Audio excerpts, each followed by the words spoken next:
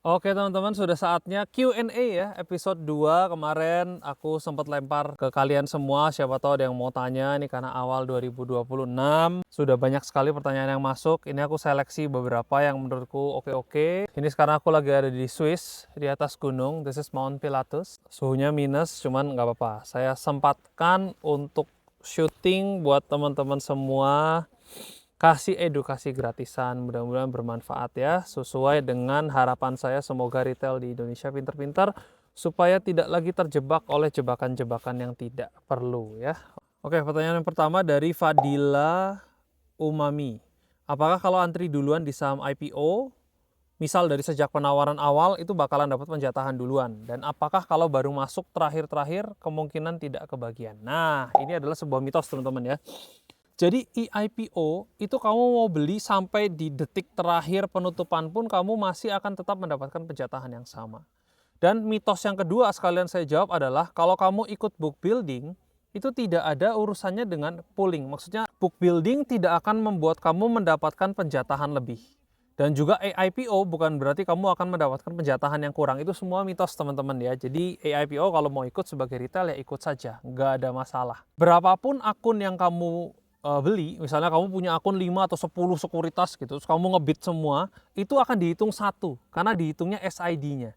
Jadi kamu nggak bisa bermain curang istilahnya untuk kayak ngebit banyak banget akun, terus sedikit-sedikit misalnya atau gimana, nggak, itu semua satu SID dihitungnya satu.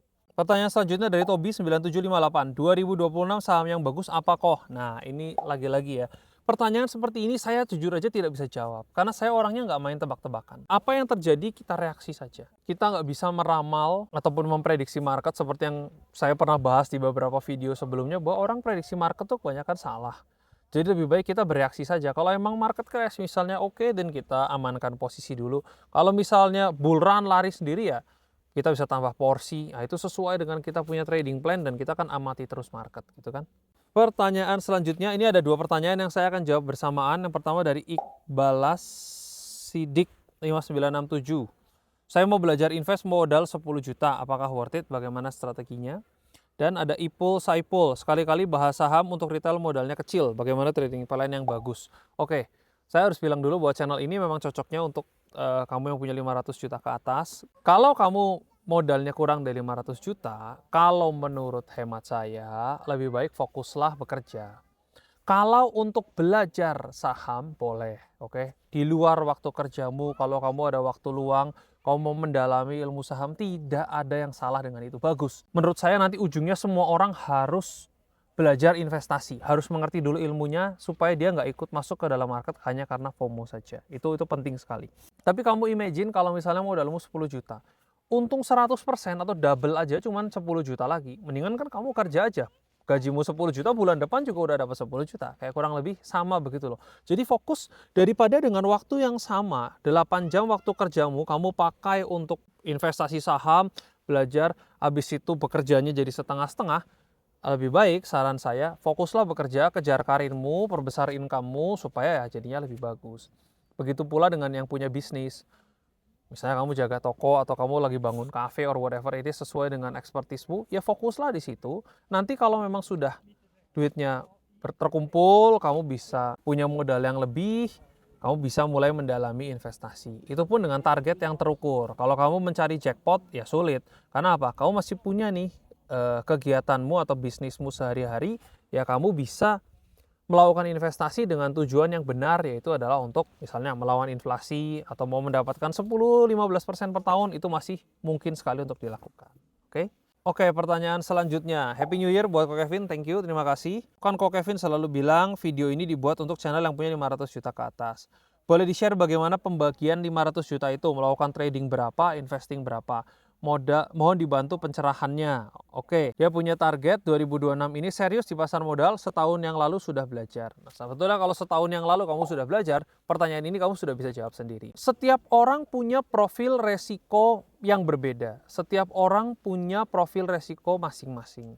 500 jutanya kamu mau pakai untuk investasi, misalnya cuman for big banks, atau kamu mau ternyata trading saham konglo, itu sesuai dengan risk appetite-mu. Kamu pemberani nggak? Kamu takut nggak? Kamu pengen yang aman nggak? Nah itu kamu bisa lihat dari situ. Kalau kamu memang orangnya adrenalin, kamu pemberani, ya silahkan. Kamu mau trading saham-saham yang resiko tinggi, tapi pahami resikonya. Kalau kamu mau, oke 500 juta saya yang penting bisa grow 15%, 10% per tahun sudah bagus, ya masuklah ke saham-saham blue chip. Itu sebetulnya masih memberikan dividen yang baik. Dan dividen itu tiap tahun kan berkembang terus kan, jadi ya tergantung tujuanmu masing-masing. Jadi nggak bisa ada satu jurus untuk semua orang. Setiap orang punya style masing-masing, punya kecocokan masing-masing. Sama persis kayak kamu misalnya belajar alat musik. Kenapa kok kamu nggak main piano? Kenapa kok kamu main gitar? Ya mungkin kamu lebih suka main gitar dan nggak ada yang salah gitu loh. Janganlah terhasut dengan sosial media yang memberikan hingar-bingar untung 100% sehari atau whatever, yang membuat kamu punya target itu jadi berubah.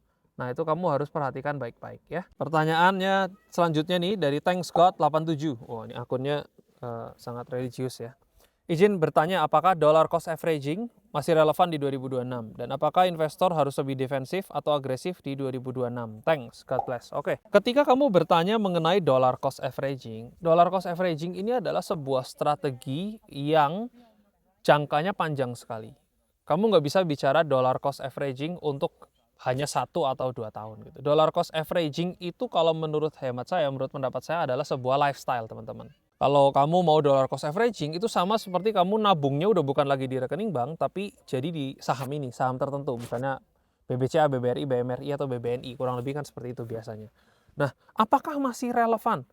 Yes, dollar cost averaging akan selalu relevan dan dalam posisi apapun, mau saham naik atau saham turun, karena kamu belinya nyicil dan dalam jumlah yang sama, dalam waktu yang sama secara disiplin, over 10 atau 20 tahun, maka kamu akan punya average yang mana di tengah-tengah daripada semuanya. Mau harganya turun ya kamu beli dapat harga bawah, mau harganya naik juga kamu beli di harga atas, tapi kan average-mu masih berat di bawah. Jadi nggak apa-apa. Lakukan aja, jangan karena mungkin banyak hingar-bingar di sosial media seolah-olah teknik dollar cost averaging ini menjadi outdated ataupun tidak lagi relevan. Menurut saya masih relevan. Orang boleh setuju, boleh enggak kan. Saya ini pendapat saya pribadi ya, dan bukan juga saran investasi. Tapi kalau kamu berinvestasi di saham yang tepat, dollar cost averaging itu gila sekali efeknya dalam 15-20 tahun. Saya pernah bahas di video yang kedua, kau bisa cek, itu bahas mengenai dollar cost averaging. Kalau di tahun 2026 investor harus lebih defensif atau agresif? Jawaban saya adalah jadilah investor yang lebih reaktif. Kalau emang ada sesuatu ya bereaksilah secepat mungkin gitu. Dalam artian nggak perlu terlalu plan terlalu panjang menurut saya.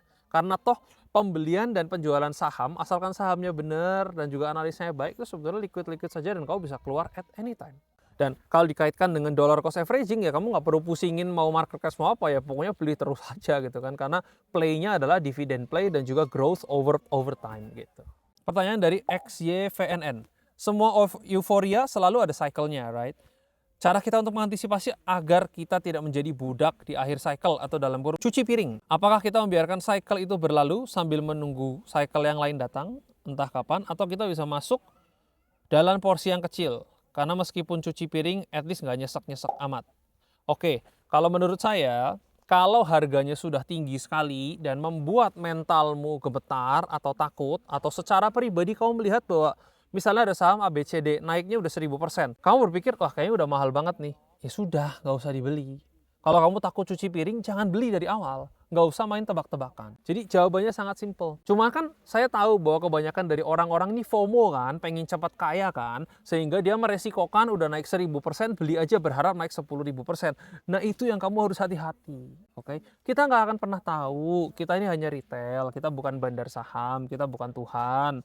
Kita nggak, bahkan bandar sahamnya sometimes nggak tahu sahamnya mau naik ke level berapa gitu. Jadi kayak jadilah orang yang berpikir dua arah. Pikirkan mengenai profit, pikirkan juga mengenai resiko. Masuk itu kau pikir dulu. Uang yang sudah kamu punya jagalah baik-baik, jangan sampai hilang, jangan sampai kejebak. Saya ngomong berkali-kali karena di video sebelumnya saya udah ceritakan, saya pernah kejeblos juga. Target keuntungan di saham itu adalah target personal teman-teman. Kamu nggak bisa niruin si A, si B. Kalau si A untung 1000%, berarti saya harus untung 1000%. Beda backgroundnya, beda mental, beda mindset, beda skill, beda waktu. Kalau kamu harus ukur, pinter-pinter mengenal diri sendiri. That's why investasi saham ataupun dunia investasi ini sebetulnya adalah perang psikologi. Siapa yang punya kontrol diri yang baik, dia akan menang. Kalau pertanyaan seperti ini, mengantisipasi untuk tidak jadi cuci piring, ya jangan beli. Tunggu saja. Memang menunggu cycle lain entah kapan, ya nggak apa-apa. Kalau kamu bertanya bahwa cycle ke depan kok lama banget, berarti kan kamu buru-buru untuk menjadi kaya. Sabar, semua orang punya waktunya. Dan tanpa ada cycle-cyclean, kalau kamu melihat saham blue chip over the year 10-15 tahun itu sahamnya naik terus. Regardless of the cycle, jadi tenang aja jadi orang gitu. Dan belajar terus ya. Itu mungkin yang saya bisa katakan. Memang ngomong gampang, tapi untuk menjadi sabar itu sangat sulit. Saya tahu juga gitu. Oke, pertanyaan selanjutnya dari Rido Prima 133. Saya sebenarnya mau berbagi cerita aja Bro Kevin. Sehari-hari saya dagang dari pagi sampai malam di salah satu kota kecil di Jawa Timur. Awal 2025 saya sering lihat YouTube orang pamer cuan saham beggar-beggar, bikin ngiler. Oke. Saya jadi bikin RDN. Pernah ikut saham yang lagi ramai tapi kena ARB 3 kali. Oke, sempat kejeblos juga ya. 2 bulan terakhir langganan Sarai alhamdulillah 2 bulan 15%. Oke. Lumayan buat saya yang biasa deposito 5-6% setahun. Fokus saham fundamental, pergerakannya memang nggak roller coaster, tapi merasa lebih aman dan nggak perlu mantengin. Terima kasih. Oke, saya di sini yang terima kasih karena kamu sudah mensupport research saya, yaitu Sarai AI. Dan terima kasih juga, betul, harusnya dalam 2 bulan ini kalau ngikutin AI-nya itu rata-rata harusnya sudah balik modal semua dan ya sudah fokus. Dan di sini lagi-lagi, konsep dari Sarai AI itu bukan mengenai saham beggar-beggar atau sarana jackpot, tapi over the years, sampai puluhan tahun gitu. Jadi kamu seperti sebuah AI yang memperbaiki dirinya sendiri dan kamu bisa compound over years lama sekali gitu. Jadi saya gamenya panjang, saya nggak pernah menjanjikan apa-apa, tapi ya bersyukur mungkin amal baiknya Rido Prima ini pas ya masuknya ke Sarai AI pas langsung naik. Ya semoga kamu cocok dengan metode investasi style baru ini ya, menggunakan AI. Jadi kelebihannya sebetulnya nomor 1 adalah waktu ya, karena Sarai AI ini diciptakan untuk punya time freedom. Seperti saya ini saya sekarang hari apa nih ya? Hari Rabu. Saya syuting hari Rabu siang-siang. Di Indonesia udah malam sih, cuman ini jam market bukan hari libur apa-apa. Saya bahkan nggak ngeliatin market, saya nggak tahu IHSG sekarang berapa, harga sahamnya berapa ya, saya ngikutin aja on daily basis AI-nya bilang apa. Tapi this is me, tiap orang punya stylenya masing-masing, nggak ada yang bener, nggak ada yang salah. Pertanyaan selanjutnya, Falki Fauzi Fadilah, stigma semakin banyak orang masuk saham dengan modal kecil, maka peluang liquidity provider semakin lebar untuk membantai. Wih, apakah itu bisa dibenarkan? Bisa ya, bisa tidak teman-teman. Makanya bagian saya adalah bagian edukasi supaya kamu tidak kejeblos oleh tipuan-tipuan yang tidak perlu di dunia saham Indonesia. Tapi yang bisa menjebak seperti ini biasanya hanyalah saham-saham kecil dan stylenya itu baling ya. Bandar kere atau bandar yang duitnya ngepas.